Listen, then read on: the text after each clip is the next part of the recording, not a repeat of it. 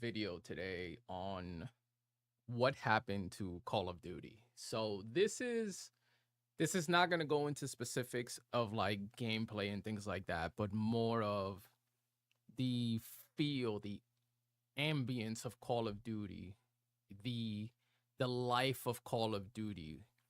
Uh and we're specifically going to use 2019 as a starting point because I feel like 2019 was kind of a modern reset on Call of Duty if you really think about it. And no, this isn't a MW 2019 suck, the multiplayer suck. That's not, again, I'm not getting into specific features, just like overall logic and methodology of the game, right? From a developer standpoint, the way MW 2019 Warzone introduced itself in the modern era versus where we are 5 years later. And I feel like a lot of the problems we currently have with Call of Duty relate to the shift that has happened. It's almost like there's a passion behind the design that is no longer there. And again, that's my opinion, but that's how I feel. I feel like there is a certain passion that is just not there anymore in modern COD.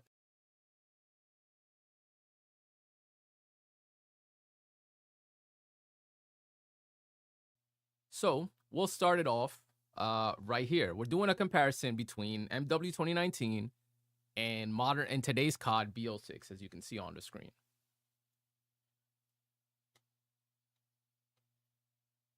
And so, like I said, the question we want to ask is, how do we save Call of Duty in 2025? With Verdansk around the corner, what does the community need? What do the developers need to deliver?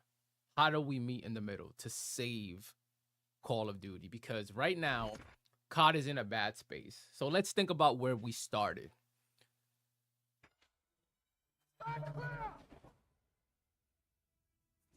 With MW 2019, we had this very gritty, visceral, mill sim style type shooter. Infinity Ward came back ready to kick in the door. They delivered visually, they delivered graphically, they delivered on in the audio, in the design, the look and feel of what we all remember Call of Duty to be, right? Like I said, milsim, but you know what I mean. Not really milsim in a sense, but like the design, the feel. Like look at Captain Price there. Look at his tactical gear. It feels like he's ready for battle, and as a player, you're also ready to go to battle with him. But what happened? Like where did we go wrong 5 years down the line? Because we were introduced to Black Ops 6, and historically we all just assumed Black Ops 6 was going to be the same thing, right? It was going to be this espionage and post-Cold War, and we're fighting the Russians and all this secretive stuff, the CIA stuff. And very quickly, it kind of turned into a circus. Like really, really fast. And I feel like the entire storyline just went out the window. But let's go back for a second. We need to go back. We need to go back, like I said, to 2019, where the new era of COD restarted. What did we get back then? Warzone in 2019 really gave us the classic COD feel. You see the equipment, you see the gear on the characters and the operators. You see the Michael Bay style explosions in the background in the helicopters. And you see Verdansk in the background. Now, at the time, we didn't know it, but this was going to become something so big that we're still being affected by it today, 5 years later. But I mean, just look at this. You see the soldiers on the rooftops shooting down while a mini chopper flies by, right? So what changed? What has changed in 5 years since we were introduced to that? Well, in 2019, I feel like they did something that at the time we probably didn't think about it. I'm sure some people did, but a lot of us really took it for granted. And it's how everything tied into each other. From something as simple as this main character screen just walking, the design of the characters, the design of the weapons, everything was more tactical, right? Everything was more, it felt like COD, right? Even the music, like just listen to the music.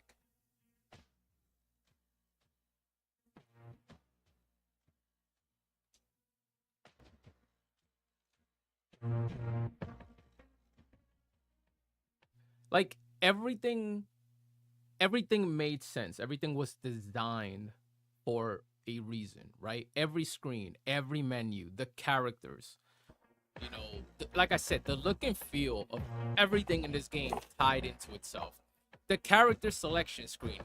You're sitting here and it might not seem like much at first glance. You're just like, yeah, you're just picking two characters, right?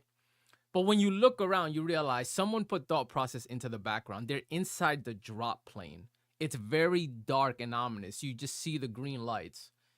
You know, the two characters back to back on each other, almost like the body language of rivalry. Like everything had a purpose back then. Every single thing had a reason why it was in the game. And like I said, at the time, we probably weren't thinking of these things, but we didn't realize this is what attracted you into the game. It was the ambience that was created.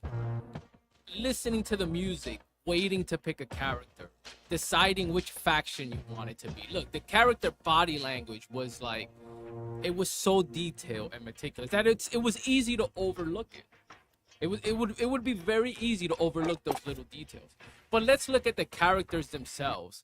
Like, this guy has blood all over his shoulders. He's jacked up. He has a gas mask on. Like, you see this character and you're just like, I want to be him. I want to play as him. Like, this guy's ready to fight. It's these small little details that drove you into the game, right? And I think it's so easy to overlook those things. But so much of the nostalgia that we want back from Warzone 1, it is embedded into the design, right? Like we spent so much time talking about TTKs and red dots on the mini map and things like that, like game level stuff, but we forget the environment. We forget, like, this is like pregame. This is the warm up. We forget how much this matters to the attraction of players, to the engagement, and to the retention of players. We forget how this stuff matters in that. Like, I remember playing 2019, looking at the screen, and I'm just like, this looks amazing. This looks cool as hell. Right? Like, the silly stuff came later, but it was, and I'm gonna get to that. The silly stuff was introduced better back then compared to how it's introduced now, right? And we're gonna get there in a minute. We're gonna get there pretty fast. But just look at the screen. Look how he's like in position, ready. It looks aggressive. It looks ready for battle, right? But then we fast forward to BO6, and again, great design by Treyarch.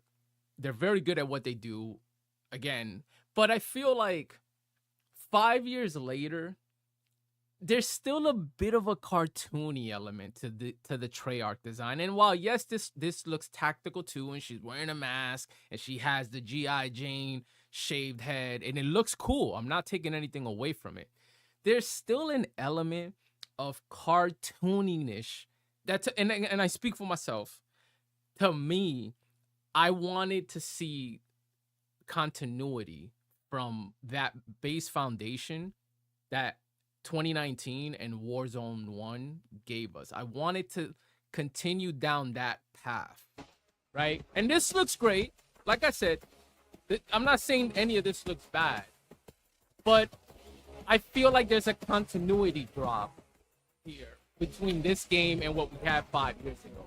Like even this operator screen, very well designed, but there's still an element of like animation behind it that just kind of loses me. Yeah, the music feels hype, but the music almost feels overhyped to make up for the lack of feel for the operators, right? At least to me, that's what I get. I feel like we had to pump up this like ambient rock type music to make up for the fact that Bayan on the left here and Rossi on the right, like they're tactical, but it's just like it kind of looks like a cartoon still, if we're being serious, right? At least to me. Again, these are just my opinions. But this is 5 years later. I feel like I wanted an evolution, right? Like even look at Pain here, very well designed, right? But when you look at Pain, this looks like a cartoon. Like look at the comparison between 2019 and BO6. If you were to ask me to pick one of these two characters, I'm picking the character on the left every time. I'm picking the character on the left every time. It just, to me, for the game I'm playing, mentally the character on the left just kind of puts me in that environment. You know, like one of the more he has blood all over his shoulder. He's ready to fight. You know what I mean? But this is the part I wanted to get at, the storyline. IW in 2019, they did something quite incredible that we have genuinely lost in the 4 games since. And they delivered a storyline in the campaign that they further tied into multiplayer and by extension into Warzone. There is this continuity between the 3 modes that literally ties them all in together. And the reason why that's important is because some people just play multiplayer, some people just played Warzone, and some people just did the campaign or 2 of the 3, let's say, right? But no matter which one you did or no matter which one is your favorite, everything ties into each other. So you never really feel like you're missing out by saying, oh, well, I don't play Warzone, I don't know what's happening over there. Or I don't play multiplayer, I don't know what's happening over there. Oh, I didn't even play the campaign, I don't even know what the campaign was about. No, they did an amazing job tying the 3 in together. And I'll go through some examples here so you can see. So obviously, Verdansk was Warzone. But Verdansk was also pulled right from the campaign. So if you played the campaign, then you already understood that the world of Verdansk was already there. We didn't know to what extent at the time. We didn't know there was going to be a battle royale, but we understood that this storyline was taking place in Verdansk, among other places. And so, we fast forward and we start getting character introductions. These were the seasonal trailers for multiplayer. So they had 6 seasons and we had 6 trailers. This is the trailer for season 1. In season 1, what do we learn? We learn that the 2 factions are fighting each other, trying to retrieve the gas. Now, the gas ties into the campaign. That's where the mission started, was trying to retrieve the gas from the Russians and Farah's group. And they pulled all that information and they start to show you who are going to be the characters in the game in multiplayer. So we see Nikto right here. And after that, again, the story continuity. Multiplayer still talks about the same gas that they were trying to retrieve. And then we start getting map reveals. This is something where they wanted to make sure that no matter which mode you were playing, everything made sense. So here we have Crash, classic multiplayer map. And this was introduced to us through a trailer, right? And then here, TV Station, another multiplayer map. This ended up being a multiplayer map, but once again, TV Station was also a POI in Verdansk, which was later going to become the Battle Royale. So once again, you see the trifecta of the way everything connects, right? And I feel like IW did such a good job with that. Right? Here we go. This is season 2. Another trailer to introduce more characters. These 3 characters here, these would be playable characters in multiplayer in season 2. They're introducing them to you through this movie, you know, and by association, we're seeing this is Airport. Now, where do we know Airport from? Verdansk, the battle royale. So again, continuity. Boom, they reveal Ghost to us. Now we can play as Ghost. You know what I'm saying? It hypes up the players. Oh my god, Ghost is in the game. I gotta go get it.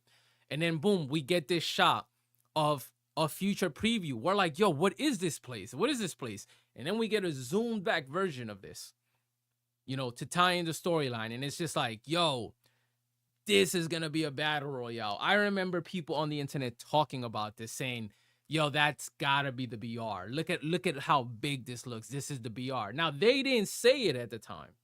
When they gave us this preview, they didn't tell us we were getting a BR. This was like, hey, something's coming. Here it is. And they show the drop plane and people dropping out. Yeah, the characters were placed perfectly at the perfect time. Slow drip, but just enough drip where you got enough of what you needed. You never felt like you needed more. It was just like, man, they said so much without saying anything. So boom, this is the Verdansk reveal, but it wasn't official yet. This was just like, here you go. Something's happening on this map. I wonder what it is, right? So we keep going on to the next season. And it goes on like that, season after season after season. And then here's the silly stuff. But notice the difference in the way MW 2019 did the silly stuff compared to like how BO6 did it. And we're going to get to that too.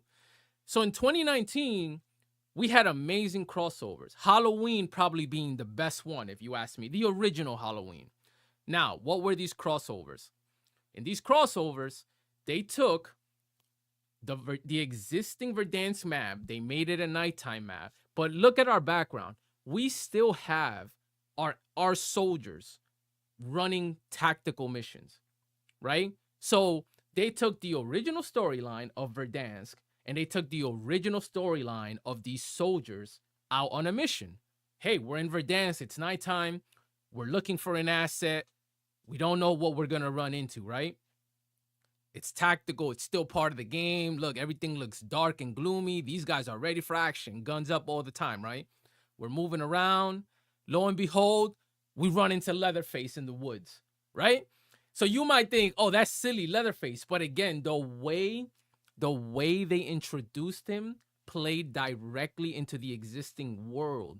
Because look, he's in the wooded area of Verdansk. This is the first time we see Leatherface, right? He comes out of the woods while our guys are on a real mission. And it's like, holy crap, Leatherface is in Verdansk.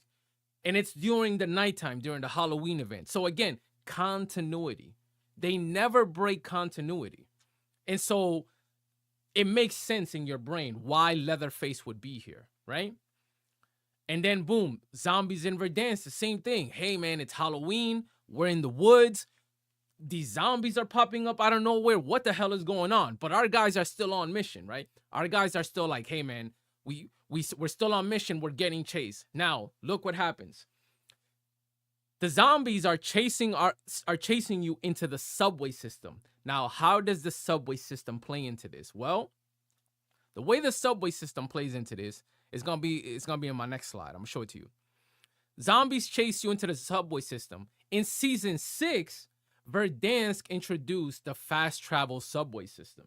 So once again, they took an actual feature of the game and they tied it into a crossover event so that you could utilize it, right?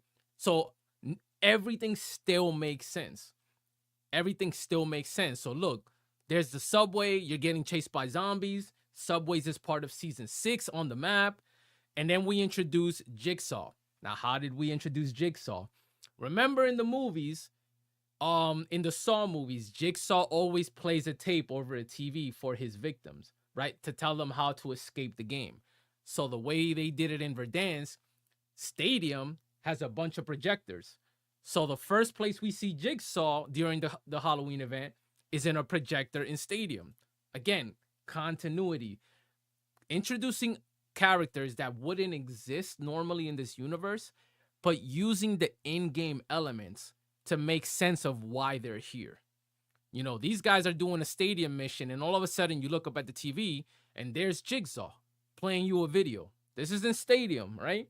So everything's flowing, and then boom, we get to the reveal. He's driving a truck at these guys, and there's the character. So now it makes sense in your brain, like, oh snap, that's how Jigsaw is in the game. He was part of the Halloween event, and he was haunting them by playing his tape in the stadium. So everything flows. Everything flows from one to the next, you know. And I mean, just look at the design here. Just look at the grittiness, the darkness. They put a pumpkin head on a juggernaut suit. Like everything just makes sense how it got here, right? But then we fast forward. We fast forward to BO6, so 5 years later. You would think we would continue doing this, right? You would think we'd be like, okay, so now we have a foundation. We know how to create stories. We know how to introduce characters outside of the Call of Duty world, but give them a reason to be in Call of Duty, right? So that's what you think, at least 5 years later. Now, that's not what happened. That's literally not what happened. This is how crossovers go in 2025. So in 2025, we just get a shot of Urzikstan, right? This is the current Battle Royale map. Looks good, right? BR map, nothing out of the ordinary. But then all of a sudden, we just have Ninja Turtles. Where did the Ninja Turtles come from? Why are they in Urzikstan? Why are they in a Battle Royale, right? We never got an explanation. And to me, this is so unserious, because there would have been an easy way to explain Ninja Turtles here. Obviously, we know how Ninja Turtles came to be. The ooze dripped into the sewer, and it landed on them, and they mutated and became Ninja Turtles. So if they're coming out of the sewers of Urzikstan, it would have been so simple to just create a storyline where we're on a mission through Urzikstan looking for some biochemical weapons, and then we find out that these weapons have been oozing into the underground of Urzikstan for years. And then boom, that's how we get the Ninja Turtles here, right? But we didn't get any of that. We didn't get any storyline. The Ninja Turtles just showed up with no rhyme or reason. It's just like, bam, Ninja Turtles are here. How did we get here? How did we get here? Nobody knows. We just got Ninja Turtles in COD, right? There's no tie-in. It's like, okay, in Master Splinter, but like, what's the story here? What's the tie-in? And so these are the things that bother me. And then Terminator 2, it's like, great. We have the Terminator in Call of Duty. Now, logically, it makes sense. He's a Terminator. He shoots, he kills. But what is the storyline of Terminator being here? How did he get here? There was no introduction. He's just there on the map. He just shows up. It's like I just showed you Leatherface. Leatherface tied into the Halloween event, and the first time you see Leatherface is in the wooded areas. You know, Jigsaw. First time you see him is he puts a video out on the stadium monitors, and now you realize, holy shit, who is this Jigsaw? And then he just comes down the street running you over, you know, on a truck. But then BO6 just brings in Ninja Turtles and Terminator, and there's no rhyme or reason. They're just there. There's no story. And you could tell me, well, Terminator is a killing machine. Great. But what's the introduction? Where does it come from? Like, look, we have Area 99. This map right here behind, this is Area 99. I could tell by the mannequins. Mannequins is one of the drop spots. But what's amazing to me is we could have took the mannequin factory and created this whole story about how this factory is not really a mannequin factory. It's a front for, you know, bioweapons and advanced AI systems. And they've been developing the Terminator here the whole time. Like, just like make up a story, but like just give us some kind of like movie cut scene that creates the continuity of how these characters are getting in the game. because to just put them in a game is like, it's not just lazy, but it further creates that bitter taste of, this is all just a money grab. We don't even care about the game anymore. We literally do not care about the game. It's straight money grab. And I get it. They're a company, they have to make money, but it's just like, there was almost a moral way of doing it before, because they did it in 2019. They introduced bundles and characters that tied into the story, and we would buy them because we would be like, yeah, I want to be Leatherface. Yeah, I want to be Jigsaw. But you got a story behind it. There's no story behind Ninja Turtles. There's no story behind Terminator. They just show up. And it's like, here's a bundle. Here's a Terminator bundle. Good luck. Right? And to me, I feel like this is what's ruining COD. And then this next part, this gameplay, this one is personal to me, because I know this is preference. And everyone has different preferences. But again, my entire opinion is based on the foundation of Warzone 1 and 2019. And I figured this was going to be the new COD universe, was starting from there. And this is where my beef with Treyarch starts. I feel like Treyarch, above the other two developers, Sledgehammer and Infinity Ward, Treyarch deviates so much from the base. Because let's compare some gameplay, starting with MW 2019. Free for all. You're on your own. So the first thing that jumps out at me is the coloring, right? The coloring creates visual separation of everything on the map. I can clearly see everything on this map right now. I can identify everything. I can identify this red canister right here. I can identify this little box all the way in the back here. I can identify this door right here in a window. I can identify everything easily, right? Because the color palette just...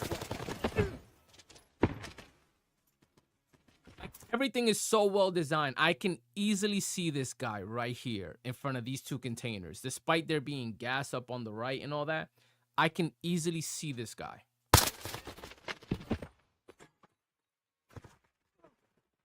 Even the sounds, it just sounds better. It just sounds more realistic, right? And I understand IW literally went out there and they were recording live fire of weapons and grenades falling and helicopters. I understand they did that. But again, it goes to my point of they put in the work as if they actually cared about the game. You know, the design of these bricks and these stairs, you could see the rust on the steps. You could see the rust on the doors. Like, they actually care. Right? Look at the stains on the wooden floor here. Like, everything is very thought out and purposeful, right?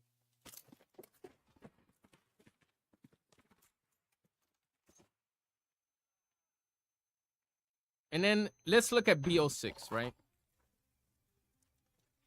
Instantly, the first thing that jumps out at me is BO6. Everything is so damn bright and colorful.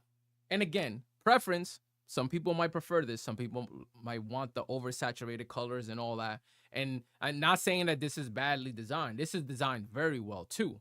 But preference from the foundation of 2019, I feel like this takes a whole different direction.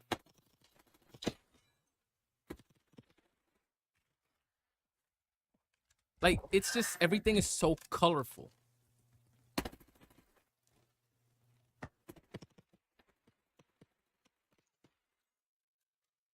Like, I almost lose those characters with the background, with the bright background. I almost lose them back there. Then you go back Personal to 2019, and it's like, by. I don't know, like, visually, it, like, I could just see more here. It just looks better to me. I don't know. It definitely sounds better, but I also think it looks better. Copy. Talking to you en route. Personal Like I radar don't coverage. have trouble seeing people here.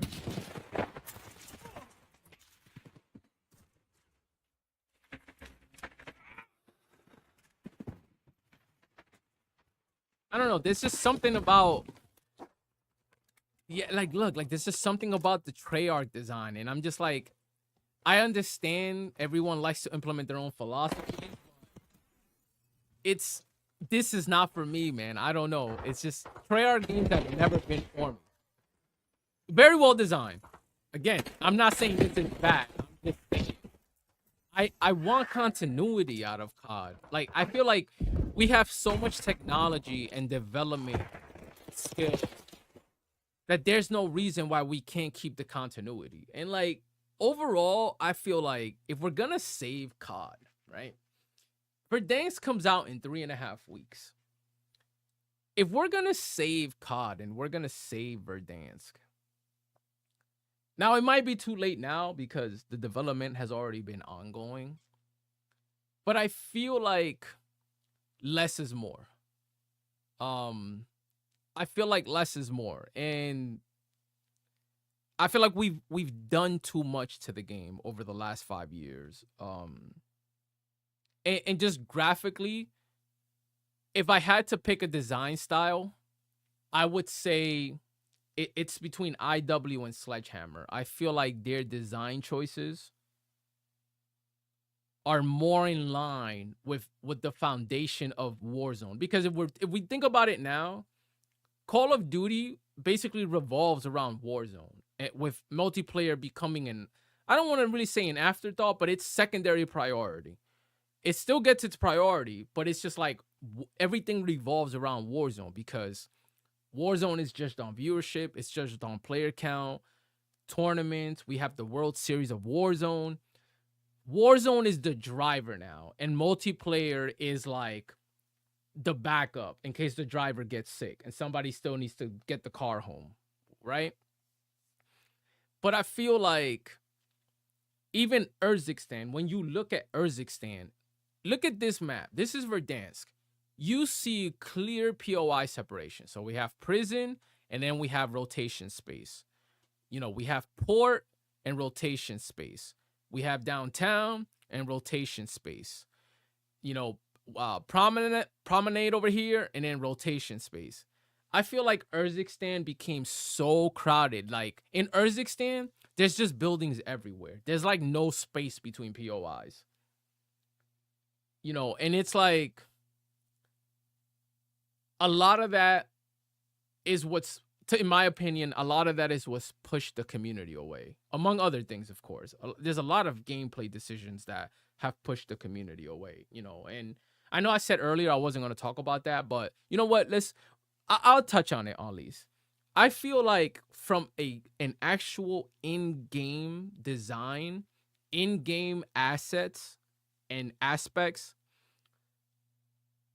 some of the things that have ruined Warzone specifically is,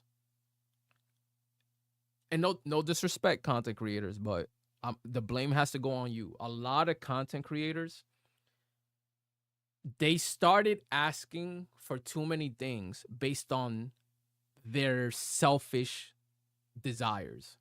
And I say that because I clearly remember when content creators started talking about, we want more ways to come back, right? Because the nature of a BR, you die, you get the gulag chance, but if you lose in the gulag, the only way to come back is a teammate has to buy you, assuming you're not playing solos. So if you're playing in a team, somebody has to buy you back. And if everyone's dead, then the game's over. That's the nature of a battle royale. Every battle royale works like this.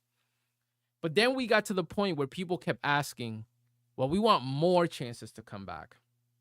And then that started adding jailbreaks. And those were cool because those were random.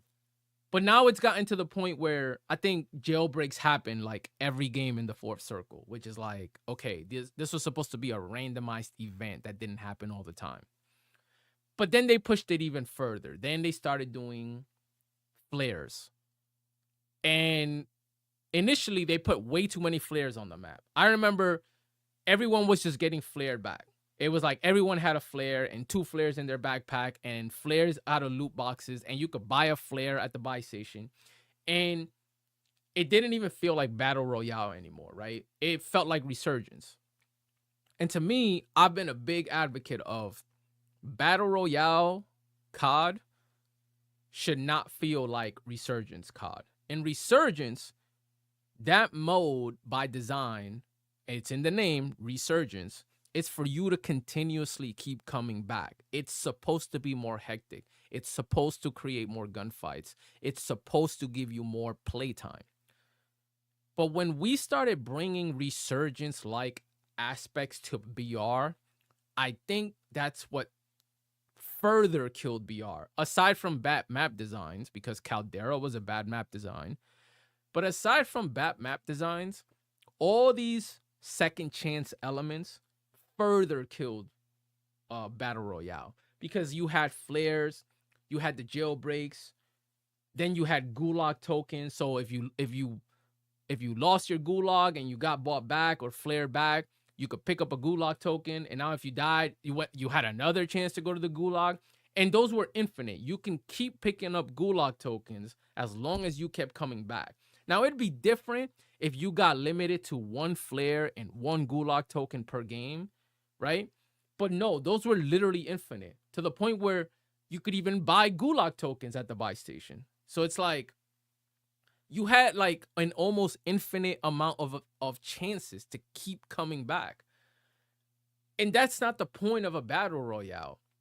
That's the point of Resurgence, but that's not the point of a battle royale. The point of a battle royale is it's supposed to be a more strategic game mode. It's supposed to be high risk, high reward. The high risk is the gunfights, making sure you don't get team wiped, making sure you don't die.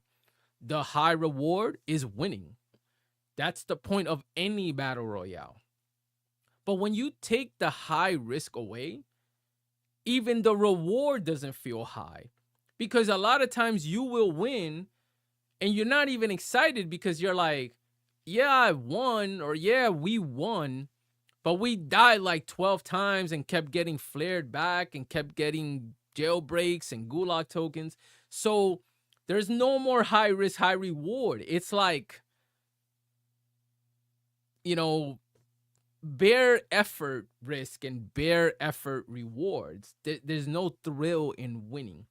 And if you look back at videos from people who posted Warzone 1 content versus Warzone content now in 2025, you see the difference in their emotion when they would win back then versus when they win now. Back then, you'd be really excited because those wins didn't come easy. But now when people win, it's like, oh, GG's, we won. No one really cares anymore. Like, that thrill isn't there because there's no risk. A lot of these wins don't come with any risk, right? So you have the flares, you have the gulag tokens, the zip lines. I feel like, and not the zip lines that get you up and down a building. I'm talking about like the redeploy zips that send you across the map. I think we need to get rid of redeploy zips, because not only do we have redeploy zips already pre-stationed around the map, you can buy redeploy zips from the buy station, and you have that little handheld zip that you pick up from ground loot, and it shoots you like 50 meters in the air. There's too many like tools for moving and rotating outside of using vehicles. One of the things that made Warzone 1 exciting was trying to figure out the rotation. Should I move now? Oh, I heard somebody. Oh, the gas is coming. Damn, there's a truck over there. Am I gonna make it? Or yeah, there's a little quad over there. I'm gonna take this quad and I'm gonna go past prison, and I'm gonna go to farms. I'm gonna loot up, and then I'm gonna just the zone's pulling to stadium, so I'm gonna drive over to stadium. You had all these thoughts in your head when you were playing Verdansk. Now you drop into Urzikstan and it's like gas is coming. You don't even care because you're just like, oh, there's a zip right here. I'll just zip across the map. Or, oh, I don't have a zip. Oh shit, I got 4K. There's a buy station. I'm gonna go buy a zip. Again, there's no high risk anymore. Everything is so mundane that it defeats the purpose of the gameplay loop. It kills the excitement of why you even wanted to play. You know, right, but that's rare. You can get shot while flying on a zip. But that is so rare that I wouldn't even factor it as a deterrent, right? I wouldn't even factor it as a deterrent because you move so fast and there's so many zips that, again, it's risky, but it's not high risk. And to me, from a gamer point of view, if you think about any game you ever play, the difficulty of the games is what keeps you coming back. That's what engages you. It's like, ah, man, I gotta beat this game. I gotta beat this level. I gotta beat this boss. It's that high risk, high reward feel, that adrenaline rush, that sweaty palms feeling. In Warzone 1, we all got that. We had to think carefully, like, man, gas is pulling. Oh man, it's pulling downtown, and there's probably a dude at the top of that building. All right, let me see if I can run around this building, get in this truck, and drive away. So it's like you had all these thoughts that made your heart race. I don't have any of those feelings now when I play Warzone, because I'm always like, number one, like I said, the new Warzone map has so many buildings. I can always just hide in a building. That's the thing. I could always just hide in a building on the new map. But out here, look, you see all this open space down here? If you had a person up here on this little tower and you had to rotate into prison, you had to really think about, I'm going to go up this ditch right here, use this tree line as cover and rotate, because this guy got the high ground on you. But imagine this same map, Verdansk, and there's a zip right here on the left. You're just going to zip up and fly into prison. There's no risk. There's literally no risk. It's so simple. And that's what I'm saying. The high risk, high reward doesn't exist anymore. The high risk, high reward just doesn't exist anymore. And I feel like that's what's deflated a lot of people's will to want to play COD in general, because it seems pointless. You're fighting a team here in prison, and next thing you know, you look up in the sky and there's 2 full teams zipping over at you. And now you're about to get third and fourth partied, right? Because it's so easy for teams to do that. Before, a team couldn't just fly in on you into prison. You would see a truck coming down the road and you'd be like, yo, we're getting pushed by a second team. Look at the trucks. And it gives you time to plan. Now, you don't have any time to plan. You're fighting a team right here in prison on the helipad. And next thing you know, team flies up on a tower. Another team flies in, lands on you. Everybody's just zipping over at you. People getting flared back in. Like, it's resurgence. It's literally resurgence. And there's no risk anymore. And that's why when you win, it doesn't feel like a reward. You win out here and you be like, I'm getting off this game. I'm bored. I'm getting off this game. I'm gonna go eat something. You're not even hungry. You just don't want to play COD. That's the truth. You're not even hungry. You just don't want to play COD. You know what I'm saying? So it's like, I feel like Call of Duty needs to get back to its foundation of simplicity. And again, like I said, no disrespect to the content creators, but we got to stop catering to the content creator mindset, because a lot of them, all they wanted after a while was just high kill games. And so to them, the things they asked for was based on their personal experience, not the community experience. A lot of them were like, damn, I want to drop 50 kills. I need to move faster. Give me a zip line that I could shoot myself across the map anytime I want. Or, my team, we want to drop 100 kills. But we need more chances to come back in case we die. Give us flares. Give us tokens. We gotta stop taking all the advice from that type of content creator, because I feel like that's how we got to this problem. We took too much advice that was really made for Resurgence and we put it into BR, right? And that's the problem. Yeah, movement too. That's another thing. Like, I think about Omni movement a lot. And I really sit there and I ask myself when I play, is there really a benefit to Omni movement? Because we have to look at games like we look at life, right? You don't need everything. You could say that about life, you could say that about video games. Just because you could do something doesn't mean you need to do it. It's like, okay, Omni movement is great in theory, I feel. But for this style of game with super fast TTK and moving hitboxes, is there actually a benefit? Right? Like that's the thing. Is there actually a benefit? And I don't mean as in you just like the way it feels. Is it adding something to the game? Because if it's not adding something to the game, then do we need it? Right?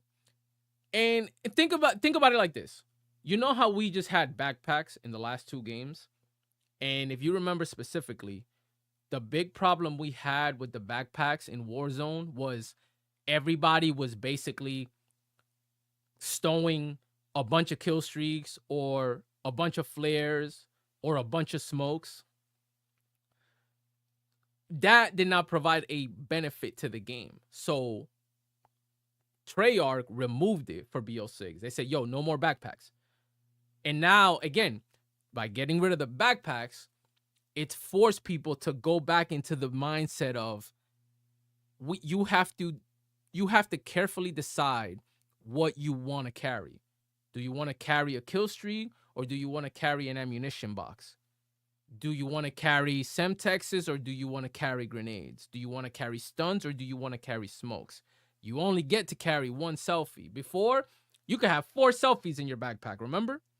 Same thing with the flares. I remember beating teams, and when the person's body would fall, 3 flares would pop out of their backpack, right? Now, you have to decide. Do you want to carry a flare or do you want to carry a plate box? So that goes back to the foundation of Warzone 1, where inventory management mattered more. Yeah, focusing on competitive players is a problem. And here's why. My opinion. These are just my opinions. You know, you can disagree with me. I'm cool. But my opinion is if you focus too much on competitive players, then this is why the game is dying, in my opinion, because a lot of these tournaments that happen like every other week on Twitch, it's like the same 50 people playing, right? It's the same 50 people playing these tournaments. And then the World Series of Warzone is a once-a-year event with 200 players.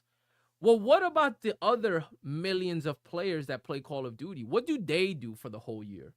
What do the people who don't play in tournaments do for the whole year? What do the people who don't play in the World Series of Warzone do for the whole year? So you see the problem with designing for competitive? I think Warzone 1 was a perfect balance. It worked for casuals and it worked for competitive. Because like I said, no backpack. So everyone had to think carefully about inventory. We didn't have zip lines all over the map. As you look, if you look at this image, we didn't have zip lines all over the map. So guess what? Everybody had to think about rotations. So it works for everybody. If you're a competitive player, you got to work as a team. And if you're a casual, you still got to work as a team. And if you die, you don't care because you're not competing. You're casually playing a video game like you do every other day. You die, you load up again, and you play with your friends. And you move on. You don't care. If you're a competitive player and you die, now you got to sit back, talk to your team. Yo, what did we do wrong? How could we do that better? When we play this part of the map, what do we need to look out for? What are the strong points? What are the power positions? You see? So I still feel like less is more, and it benefits both communities, both competitive and casual, personally.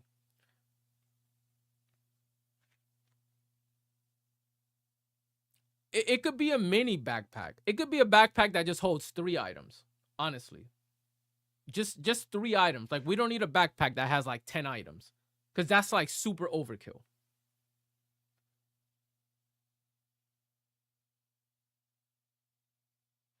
Exactly. These tournaments are very closed up. The other day, so this is like a week or two ago. I say the other day, but it's like a week or two ago.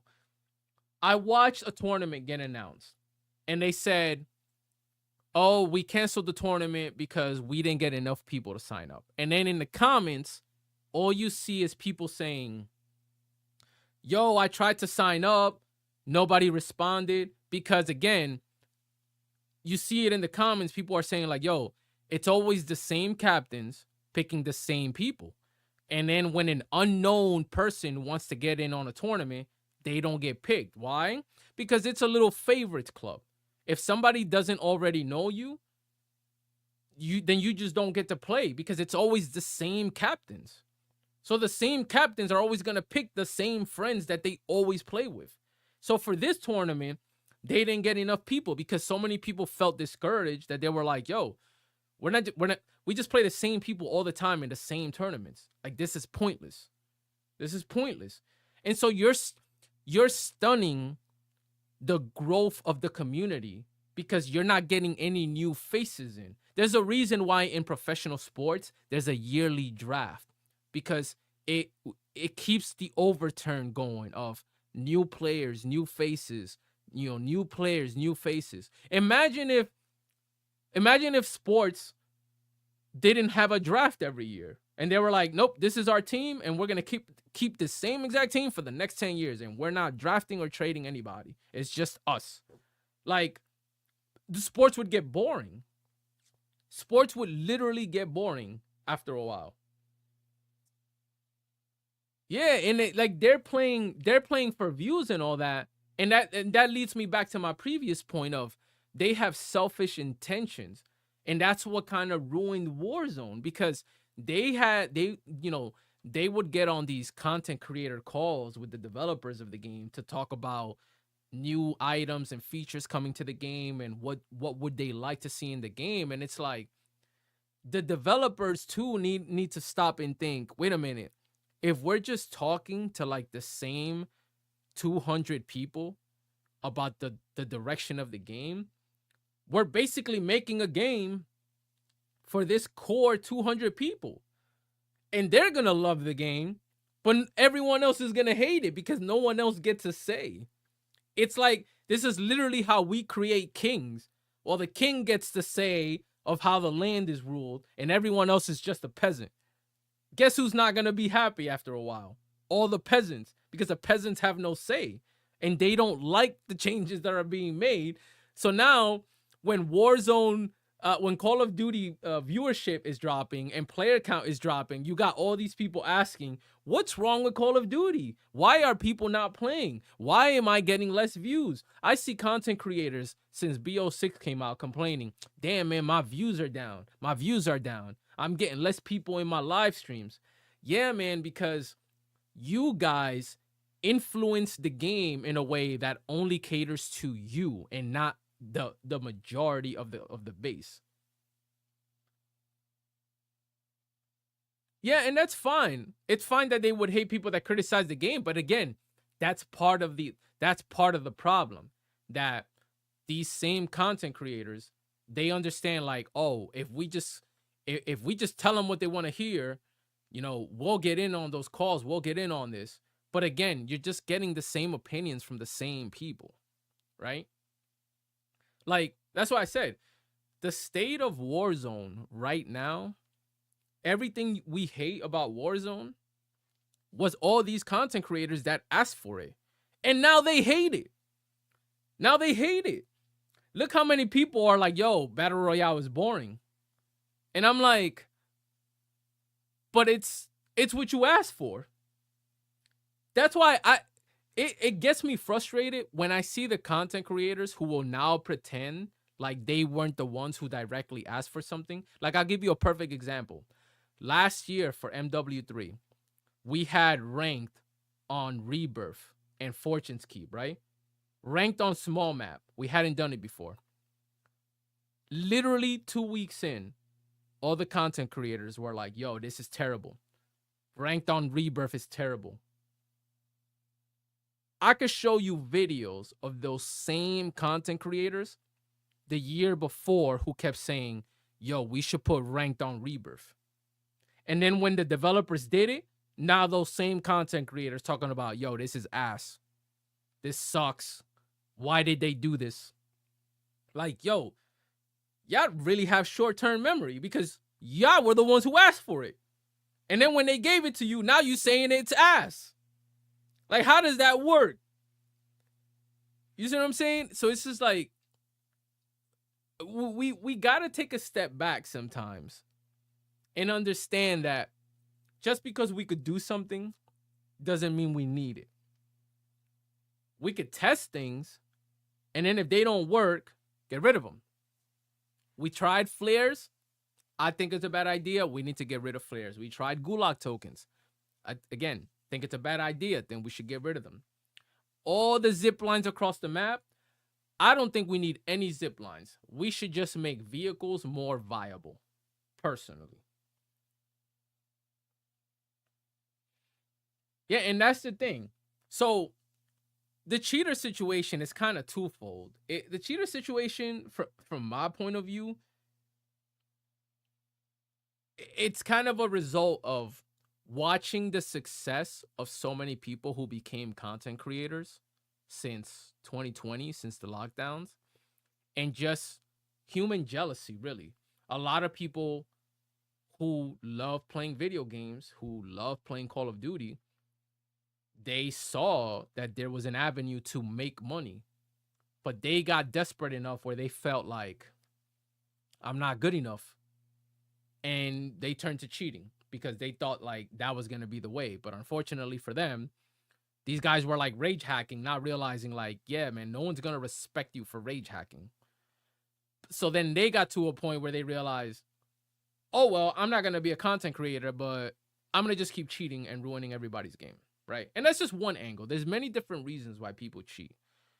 You know, a lot of it is selfish ambitions. And the reason why I say that is because if you think back all the way to 2020, when Warzone 1 came out, a lot of people got caught cheating in tournaments. And they got banned, not just from tournaments, they got banned from the game, they got exposed. So there were people out here who genuinely thought like, I'm gonna cheat, not get caught, and I'm gonna make some money. So it was literally just financial greed. Let's call it what it is. Tons of content creators who just said, yo, I'm gonna just make money through Twitch subs, and I'm just a Call of Duty streamer. They got caught, they got cheating, they exposed their walls, they exposed their aimbot, people called them out, boom, they got banned too. No more content creation for those people. So there's a lot of greed, financial greed behind why so many people started cheating and continue to cheat. There's envy, there's jealousy. Like I'm telling you, there's a lot of different angles. I don't condone any of them personally, but that's also what has propelled cheating.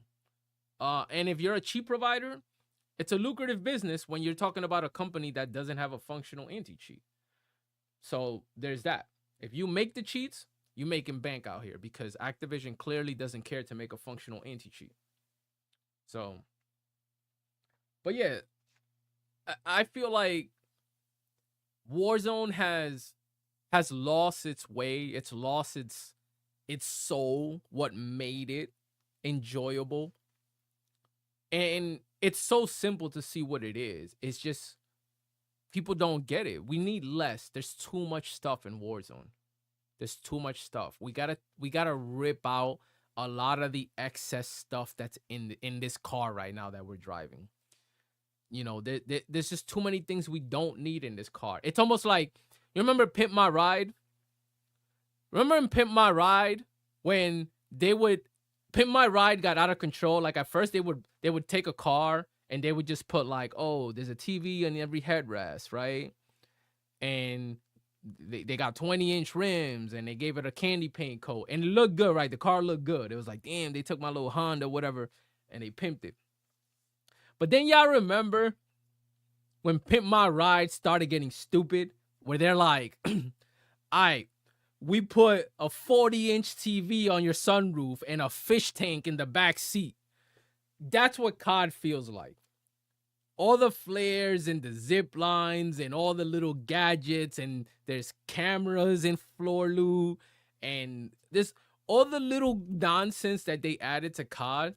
It feels like the later years of Pimp My Ride, where they were just doing things for the sake of doing it and shit. Like, oh, your trunk opens and a couch comes out of the trunk so you could sit when you drive. And I was like, I'm like, what are we doing, bro? Like, we don't need that. Why do I need a couch out my trunk and a fish tank in the back seat and a 40-inch plasma TV that comes out of my glove compartment somehow? Like, what? I don't need this. That's what Warzone feels like. Like, we're just putting stuff in here just because. Just because we can. Like, here's a zip and a flare and a gulag token and a backpack, and here's all this stuff, and good luck. A popcorn maker in the car, so when you go to the drive-in, you make your own popcorn. Like, no, if I go to the drive-in, I'm gonna buy the popcorn when I get there. Like, I don't need to make my own popcorn. I don't need a soda machine, next to my gear shift. Like, I don't need that. I can buy a soda when I get there. Like, and that's COD right now. COD is Pimp My Ride. COD is literally Pimp My Ride. It's just like, what can we put in here? What can we put in here? Just for the sake of putting it. Nah, I don't want a mini fridge. I'm good. I just want my car to drive and be clean. And, okay, give me the tints and the rims. That looks good. Give me a nice sound system. That's great, but I don't need a mini fridge. So when I'm driving and I get thirsty, like, I don't need that. I don't need a little hibachi grill in the back seat in case I get hungry. I don't need any of that. Like, less is more. Trust me, less is more. But like, that's the state of COD, man. COD done lost his fucking mind, and they just started throwing everything in the kitchen sink into the game. And it lost its way. It really lost its way. It's it's not what it used to be, like, speaking of POIs, like, this is what I'm saying. All these roads here in the middle.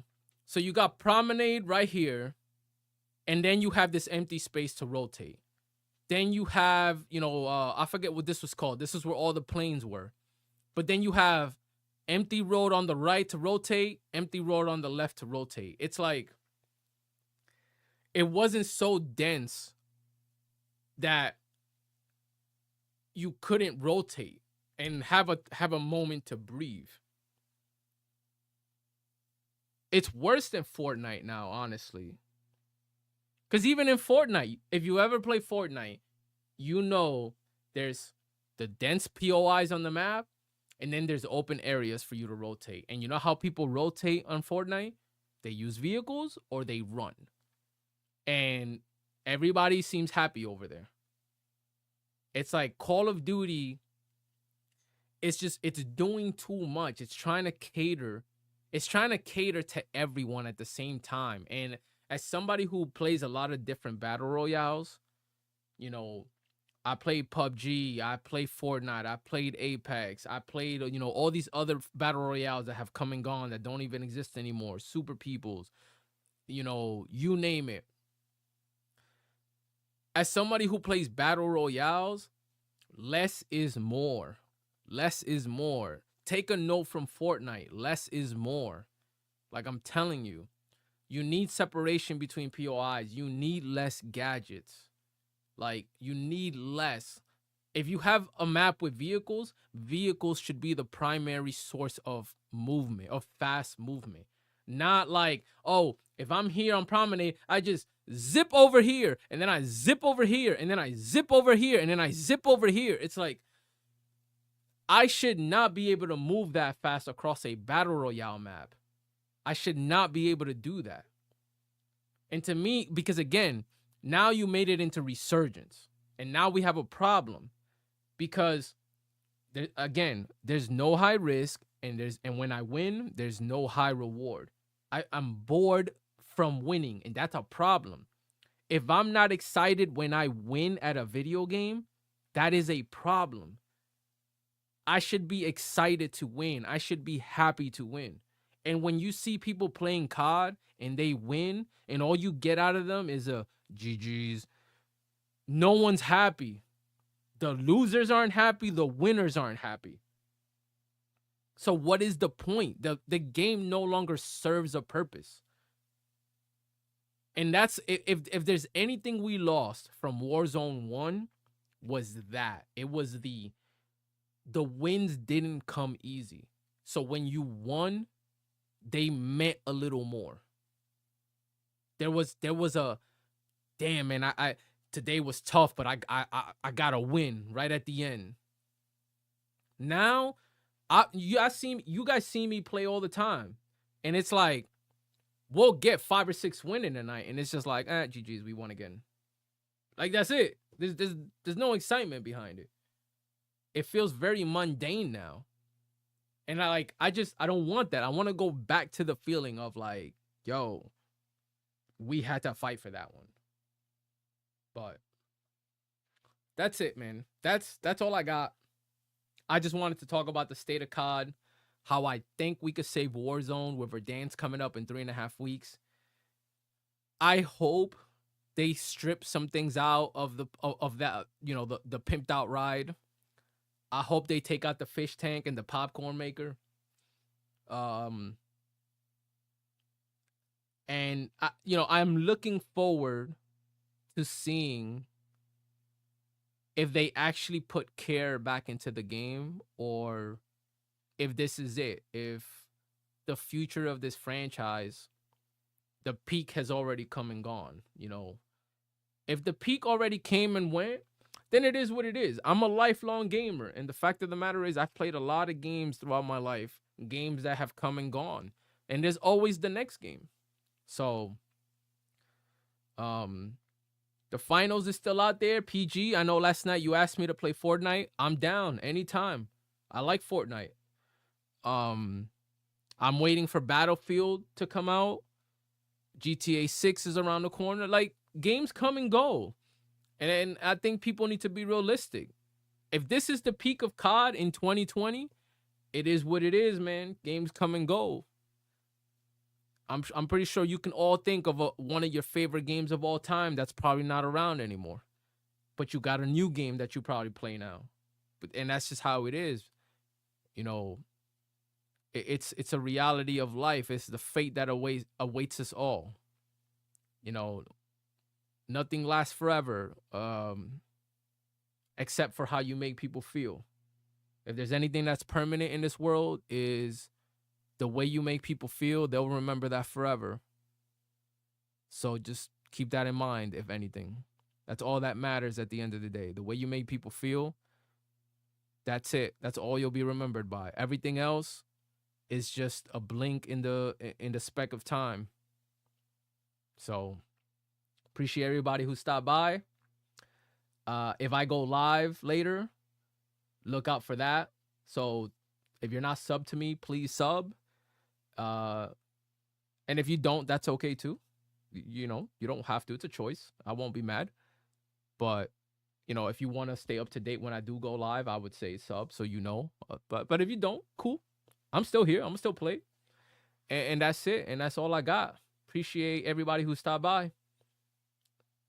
That's all I got.